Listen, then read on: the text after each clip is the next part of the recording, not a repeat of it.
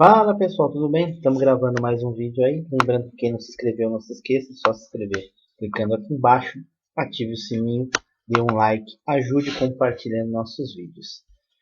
Para quem acompanhou os últimos dias aí, o Palmeiras foi envolvido em uma grande novela, parecia uma novela até mexicana, desde a demissão do Vanderlei Luxemburgo por um novo treinador. Hoje foi apresentado o novo treinador do Palmeiras oficialmente, né? Ele já tinha sido contratado desde o final da semana passada. Viajou para o Brasil de domingo para segunda-feira, esteve no jogo entre Palmeiras e Atlético Mineiro no Allianz Parque, nas tribunas, na segunda-feira. Ontem já comandou o primeiro treino oficial, foi apresentado para o elenco oficialmente ontem, e hoje foi oficialmente apresentado para o torcedor em geral, né? Abel Ferreira, treinador de 41 anos e lateral direito da seleção portuguesa, inclusive, jogou Eurocopa com Luiz Felipe Scolari. Fez um grande trabalho no Braga, né? O grande trabalho dele foi o Braga. Foi a melhor temporada do Braga na história do clube no Campeonato Português. Pela primeira vez atingiu 74 pontos na competição e fez 101 gols. O time nunca tinha alcançado uma pontuação tão expressiva e nem feito tantos gols na mesma temporada. Com isso, chamou a atenção do PAOK da Grécia, no qual ele foi contratado. O ano passado ele foi vice-campeão grego e agora chamou a atenção porque o PAOK eliminou o Benfica na pré-Champions League.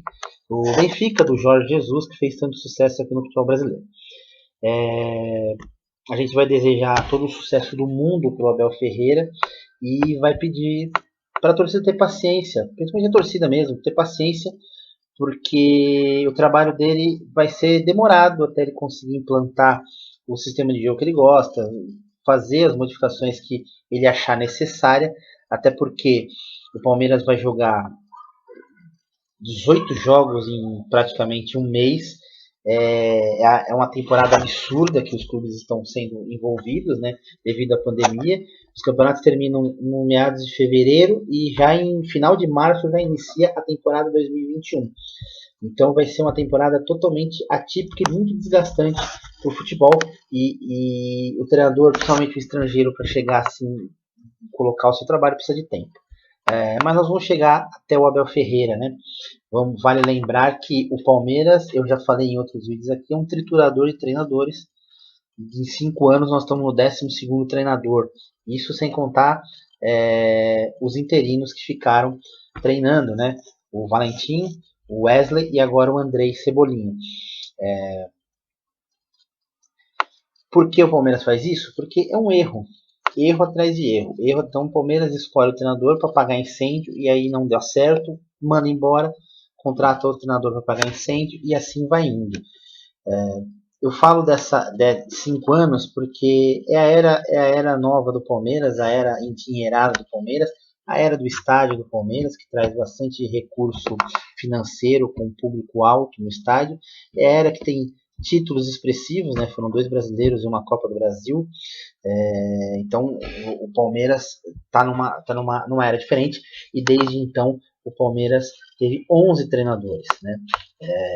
Não vale lembrar que o Palmeiras começou 2015 com Oswaldo Oliveira, terminou 2015 com Marcelo Oliveira, que vinha do bicampeonato com o Cruzeiro e conquistou a Copa do Brasil. Em 16 cai o Marcelo Oliveira, vem Cuca, que conquista o Campeonato Brasileiro 16. Em 17 o Cuca não fica e vem Eduardo Batista, que cai no meio do caminho e volta o Cuca.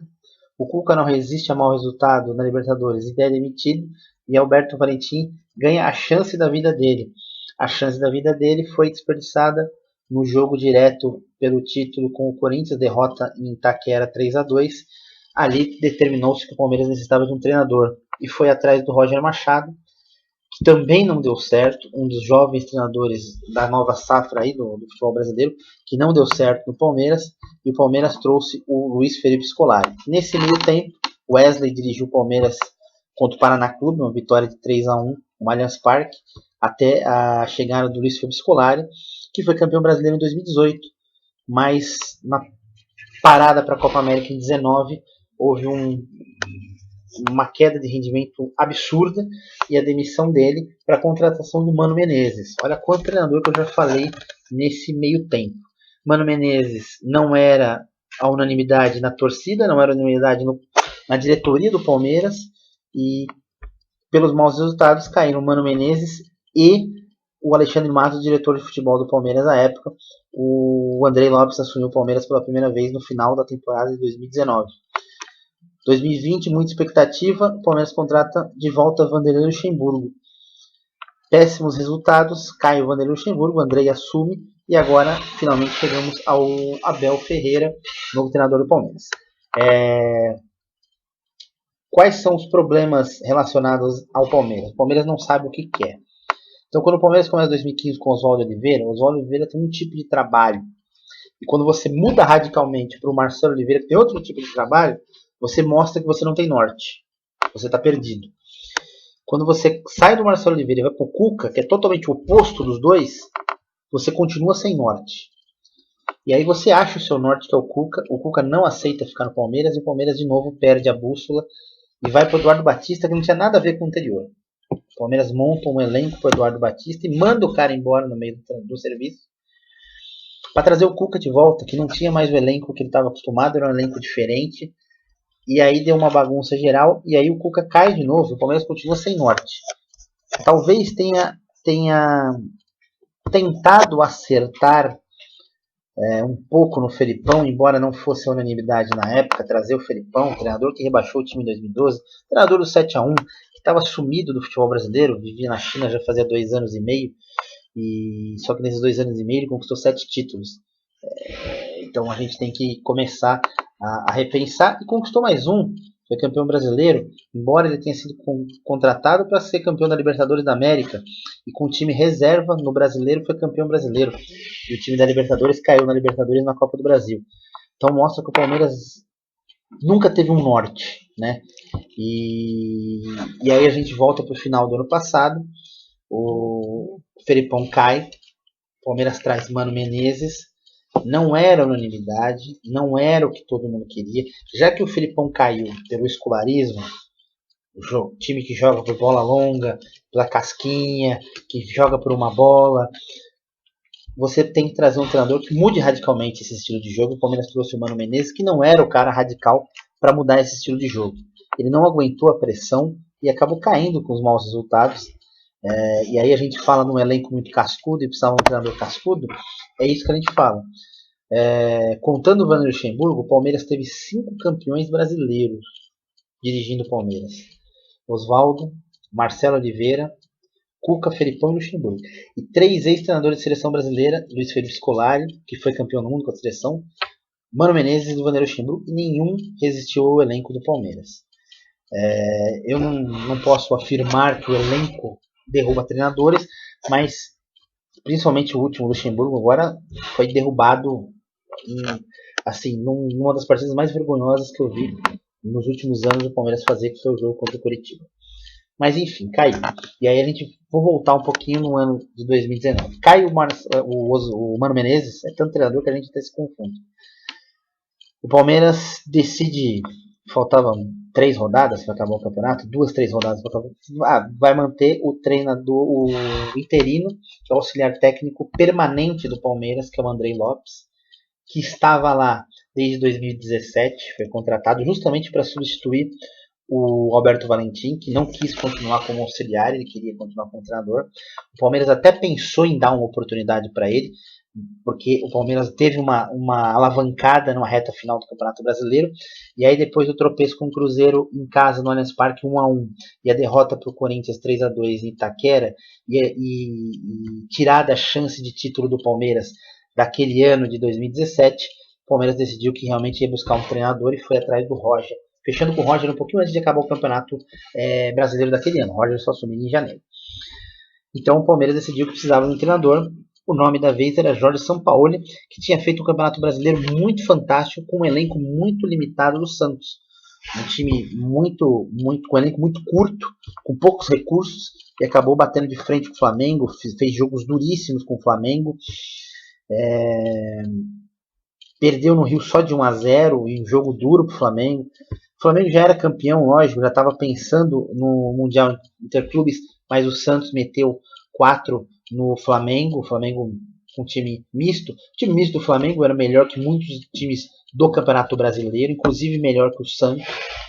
E o Santos fez tudo isso daí. Então o Palmeiras mirou. O treinador tem que ser Jorge Sampaoli. O Palmeiras procurou Jorge Sampaoli e aí começou a primeira bagunça dessa diretoria, que é uma diretoria a mais amadora, acho, da história do Palmeiras.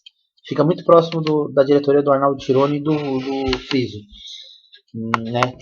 Bem perto. Eles ganham porque eles foram rebaixar o Palmeiras em 2012. Essa diretoria ganhou títulos com o Palmeiras, um brasileiro e um campeonato paulista. Mas administrativamente fica bem próximo. O Palmeiras viaja para o Rio de Janeiro, porque o São Paulo estava lá. Vale lembrar que o São Paulo sempre desejou treinar o Flamengo, porque ele tinha informações que o Jorge Jesus sairia do Rio de Janeiro e iria para a Europa. Tá?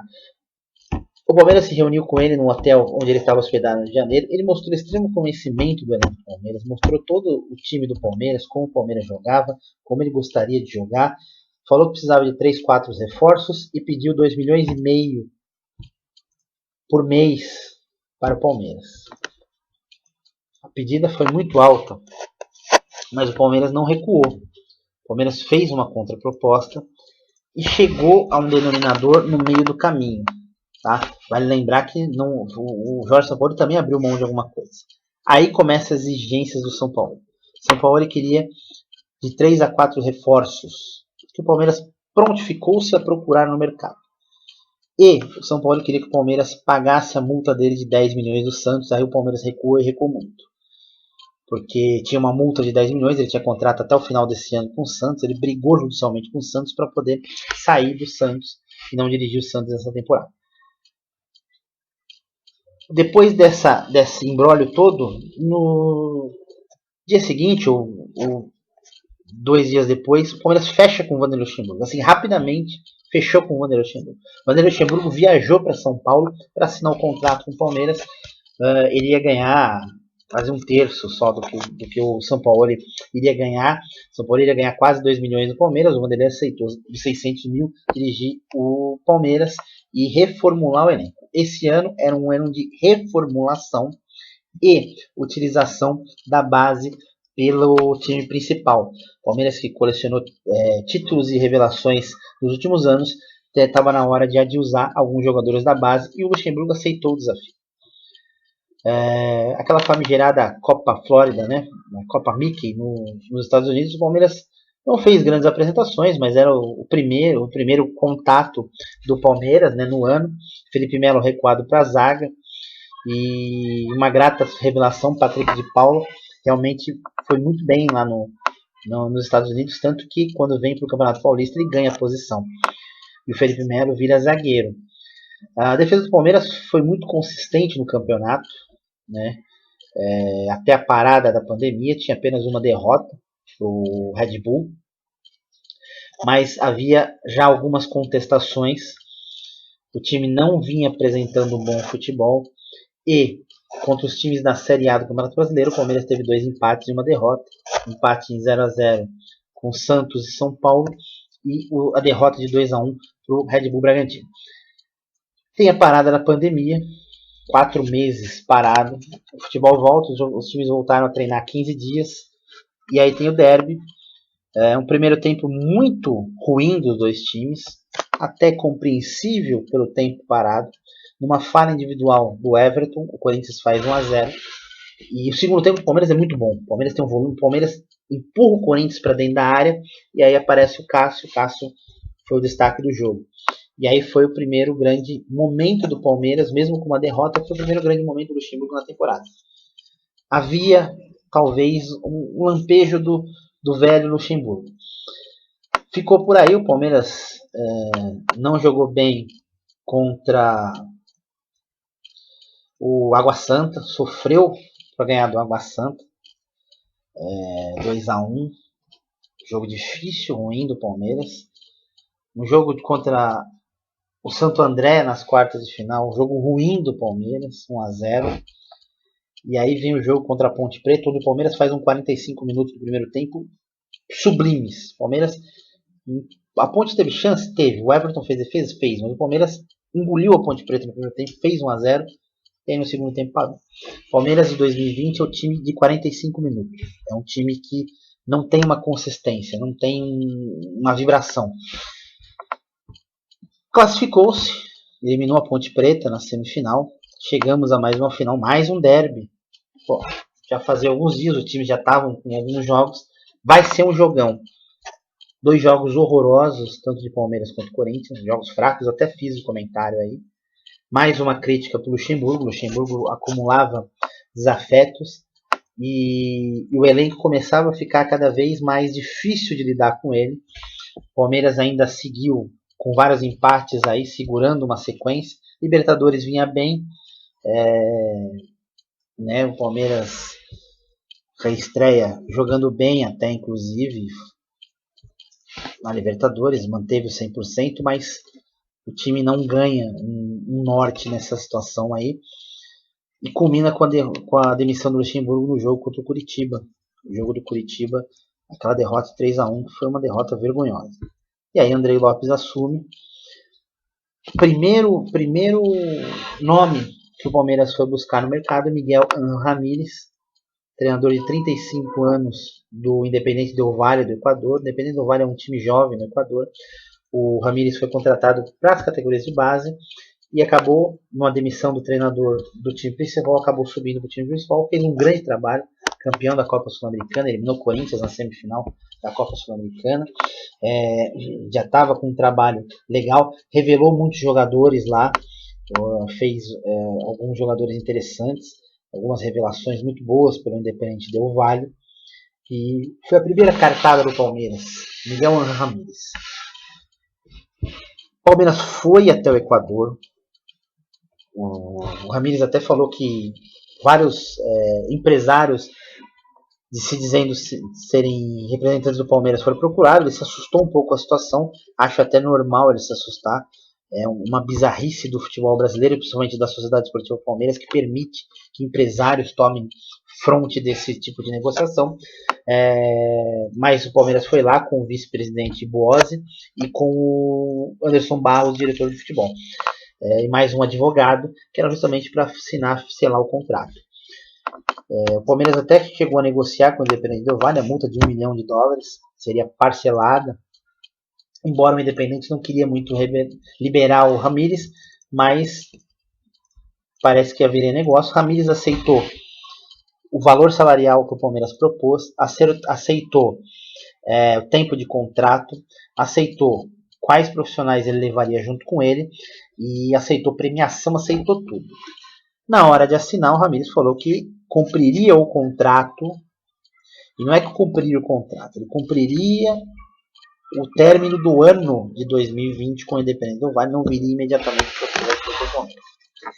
Isso assustou e irritou a diretoria do Palmeiras, que desistiu do treinador, falando que ele falou não. Ele falou sim, ele só não gostaria de largar o trabalho no meio, e eu entendo o lado dele. Acho que não haveria problema nenhum ele ficar, tanto é que hoje todo mundo pediu Cebola. Ah não, o cebolismo, o Cebola tem que continuar, não pode tirar o Andrei.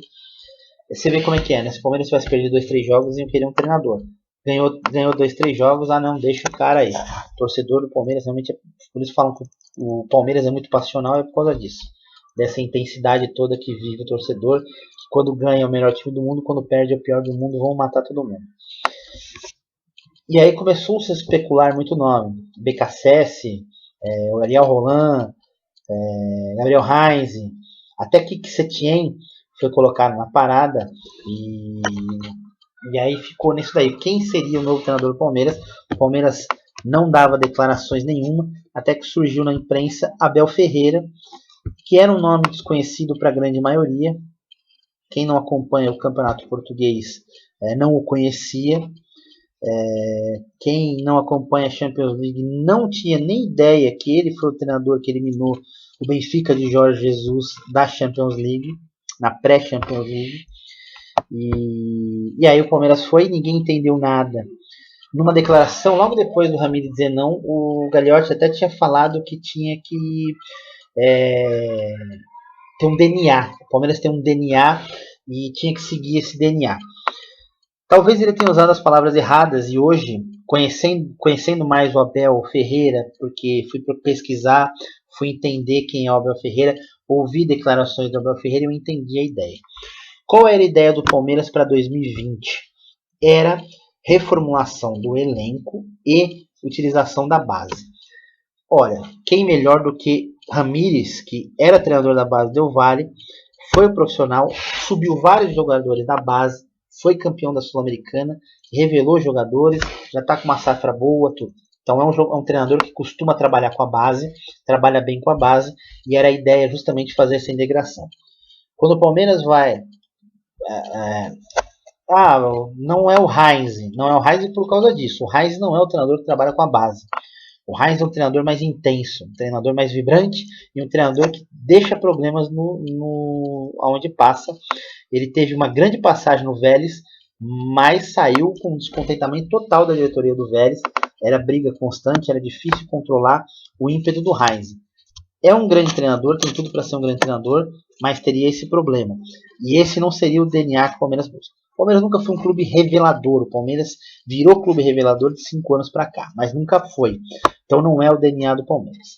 Se a gente imaginar a DNA por causa da academia, a academia do Palmeiras foi chamada de academia pela cadência do jogo. Hoje o jogo não pode mais ser cadenciado. Se você cadenciar o jogo, atropelam você. Então não seria isso.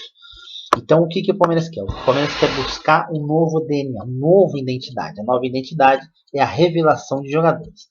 E aí nós chegamos ao nome de Abel Ferreira. Abel Ferreira, que parou muito cedo com problemas no joelho, parou com 29 anos, né? Ele assumiu a base do Sporting de Portugal, um time que ele já havia jogado, e depois foi contratado pelo Braga na temporada 2017-2018, foi quando o Braga teve a melhor participação no Campeonato Português, inclusive revelando grandes jogadores. O PAOK gostou da ideia de revelação, de tudo, e contratou o Abel Ferreira, para o Abel Ferreira fazer o mesmo trabalho lá, estava fazendo. O atacante deles agora, nome grego é difícil, eu não vou lembrar o nome dele agora, foi artilheiro do Campeonato Grego ano passado, tem 18 anos de idade, jogador revelado pelo PAOK. O PAOK foi vice-campeão grego o ano passado, teve um problema administrativo, onde perdeu pontos no campeonato, estava a 2 pontos do campeão Olympiacos, acabou perdendo pontos, ficou a 11, teve problema de não contratação pela FIFA e tal, e talvez isso até tenha facilitado um pouco a saída do Abel Ferreira, não que a culpa seja dele, mas pela diminuição na folha de pagamento do PAOK, para não cair no fair play financeiro e poder contratar novos jogadores. O Palmeiras foi atrás do Abel, e como ele disse na entrevista coletiva dele hoje, do mesmo jeito que o Palmeiras me estudou, eu estudei o Palmeiras. Quando ele foi perguntado dos 11 treinadores que o Palmeiras teve, na troca constante de treinador, e ele falou isso daí. Eu estudei o Palmeiras, eu sei onde eu estou pisando, né? Eu entendo que a minha profissão é essa e que eu sou um cidadão no mundo, eu não posso criar raízes em um lugar só, e acho que quando ele fala isso, ele entende bem aonde ele pisou, né? E ele falou também que o que se faz, o trabalho é vitória. Não importa o que você faça, se você não tiver vitórias, nada fica de legado. E é realidade. Então, aí quando você procura o Miguel Ramírez e depois muda para o Abel Ferreira e sem ninguém entender nada, por que não o Heinz, que está aqui no mercado, conhece bastante o mercado sul-americano? Por quê? Porque o Palmeiras não está resgatando o DNA, ele está criando um DNA. E a partir daí traz Abel Ferreira, que é um cara acostumado a trabalhar com a base por onde passou, tanto no Sporting, no Braga e no PAOK, e ele chega para fazer esse tipo de trabalho. Logo após o jogo contra o Atlético Mineiro, não estava previsto ele descer aos vestiários, mas ele fez questão de descer aos vestiários e cumprimentar jogador por jogador, porque ele gostou do time do Palmeiras, ele gostou da intensidade de jogo que o Palmeiras propôs contra o Atlético Mineiro, gostou das variáveis que o Palmeiras apresentou, e também o que acontece? Ele mesmo falou isso daí, que ele não vai mudar nada de imediato, porque ele não tem tempo de trabalho, não tem como ele colocar o trabalho dele sem ter tempo. Ele falou, é um calendário inimaginável, jogar 18 jogos em um mês, mas ele falou, mas é o que temos e o que nós vamos enfrentar. Então ele sabia também até onde estava enfrentando pelo maratona de jogos que o Palmeiras vai ter. Talvez ele estreie amanhã contra o Bragantino, pela Copa do Brasil no Allianz Parque. Se não estrear amanhã, certeza que domingo em São Januário ele estará enfrentando o seu mentor, o cara que trouxe ele para ser treinador, o Sapinto, que é o treinador do Vasco da Gama. Uma pergunta que fica no ar, e que aí sim deveria ser feita para a diretoria do Palmeiras, é como que do São Paulo se caiu no Vanderlei Luxemburgo? A diferença é muito grande, né? A diferença, assim, lógico, se você falar história do Luxemburgo é um dos treinadores mais vitoriosos da história do Palmeiras, um dos treinadores que mais dirigiu o Palmeiras na história. É lógico que ele conhece onde ele estava pisando, ele sabia o que ele estava enfrentando, ele sabia os batidores do Palmeiras. E o São Paulo não. São dois treinadores de intensidade, de vibração, e treinadores totalmente diferentes. Talvez, com o não do São Paulo, o Palmeiras já deveria ter procurado o Ramires, se a ideia era colocar a base para jogar, né? Talvez até trazer, se uma negativa do Ramires, buscar o Abel já no final do ano passado, para já começar esse trabalho no ano passado, se era a ideia trabalhar mais com a base do que com um elenco mais cascudo, mais forte. Então, esse é o ponto, né? O ponto é esse. Como que do São Paulo ele caiu no Vanderlei Luxemburgo? O Vanderlei Luxemburgo não faz bons trabalhos, já faz tempo que ele não faz bons trabalhos. Talvez o último lampejo dele tenha sido justamente o Palmeiras em 2008, 2009. Em 2008 ele foi campeão paulista. Em 2009 ele fazia até uma boa temporada com o Palmeiras quando foi mandado embora por discordar da situação do Keirson, né? Vamos lembrar que o Keirson foi vendido para o Barcelona e o Luxemburgo ficou sabendo na coletiva de imprensa dele. E aí ele ficou muito irritado e falou que esse jogador nunca mais jogava com ele. A diretoria entendeu que o Luxemburgo passou por cima dos superiores e acabou mandando ele embora. E aí cai no porquê o Cebola não ficou.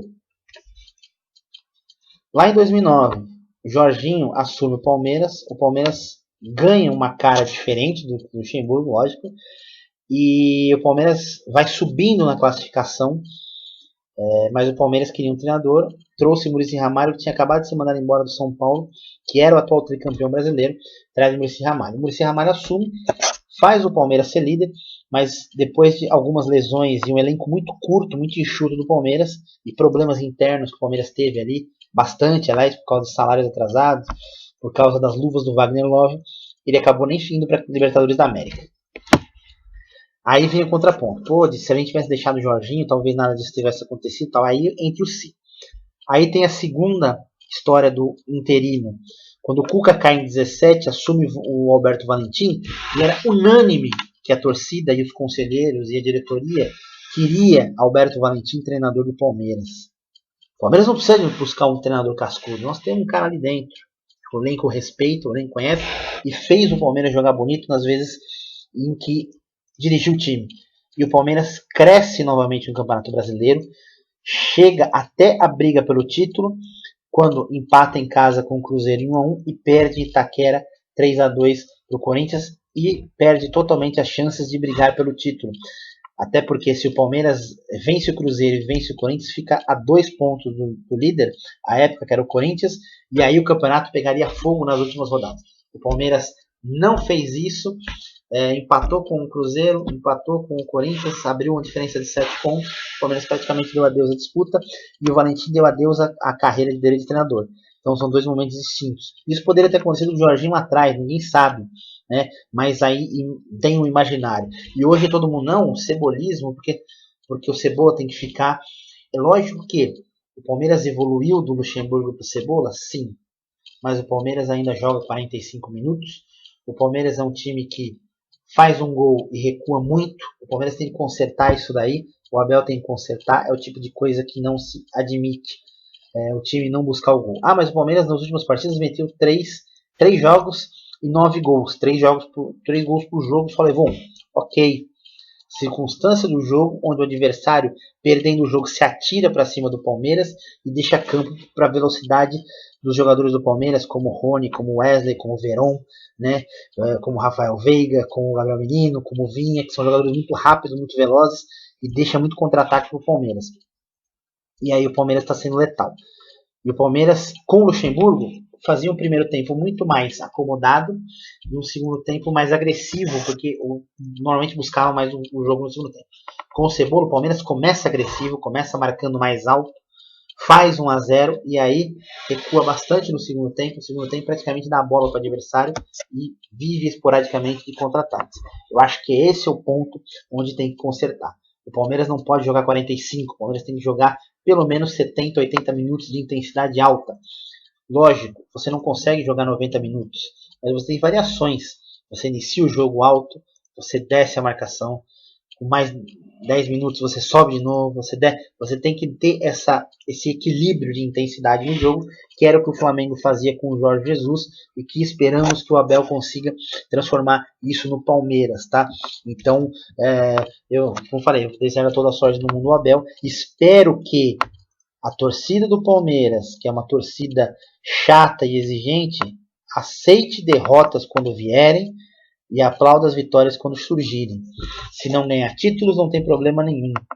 Esse ano, o único título de disputa nós ganhamos. Ponto. O ano que vem vai ter muito campeonato para disputar. Vai ter outro Paulista, outro Brasileiro, outra Libertadores, outra Copa do Brasil. Então são momentos distintos e um deles cai no colo do Palmeiras, sim. Trabalho é assim, trabalho tem que começar com começo, meio e fim. Eu espero que o Abel Ferreira consiga ficar pelo menos até o final do ano que vem, né? Pelo menos um ano de trabalho à frente do Palmeiras para ele conseguir mostrar o tipo de trabalho que o consagrou na Europa, né? Tanto no Braga quanto no PAOK, e o que fez o Palmeiras buscá-lo. É um treinador jovem, um treinador que gostei muito da entrevista coletiva dele hoje, um cara que mostrou conhecimento do Palmeiras, mostrou conhecimento da história do clube, mostrou conhecimento do elenco do Palmeiras, mostrou conhecimento dos jogos do Palmeiras, é um cara que falou que estudou sim os jogos do Palmeiras, pediu para a equipe dele estudar o Palmeiras, para não chegar aqui cru, e eles fizeram bem o trabalho de casa, sabe onde está pisando, sabe quem são os casca grossa do elenco, já os elogiou publicamente hoje. Então ele sabe aonde ele está pisando, ele sabe que tem os derruba treinador e já os elogiou publicamente hoje, já está tentando ganhar o elenco para ele e espero que o elenco compre a ideia dele e jogue o futebol que todo o torcedor espera, né? Futebol com velocidade, com intensidade e pelo menos mais vistoso do que vinha jogando. Vitórias e títulos é consequência do trabalho. A gente não pode exigir vitória e título. A gente pode exigir jogo bonito, jogabilidade. O time jogar, não digo só para frente, mas jogar com uma intensidade maior e jogar com um volume de jogo maior. E não aquele futebol de viver por uma bola como estava jogando nesses últimos anos, tá? Lembrando que quem não se inscreveu no canal, não se esqueça. Só se inscrever clicando aqui embaixo. Ative o sininho, dê um like, ajude compartilhando nossos vídeos. Espero que vocês tenham gostado. Até o próximo vídeo.